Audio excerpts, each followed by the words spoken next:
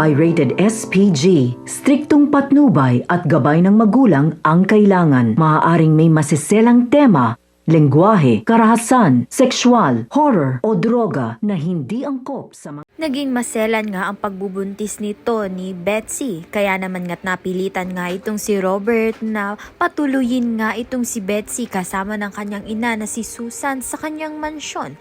Dahil dito, hindi pa rin nga nagbabago itong si Susan at gagawa pa rin nga siya ng ikasisira nga nito ni Gina.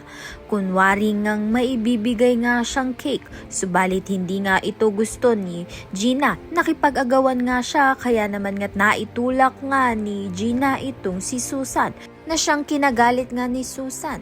Dahil dito, napahiya na naman nga itong si Betsy at pinagsabihan nga ang kanyang ina. Napapagod na nga itong si Betsy na magsunod-sunuran nga sa kanyang ina.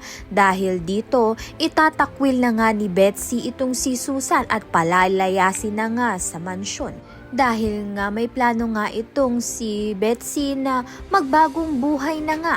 Sa kabilang banda naman nga inaayos nga ni Gerald ang relasyon nga nila nito ni Gina. Subalit makikita nga niya ang divorce agreement kung saan makikipag-divorce na nga itong si Gina kay Gerald. Kaya naman nga't yan at iba pa ang dapat nating pakaabangan. Maraming salamat sa iyong panonood.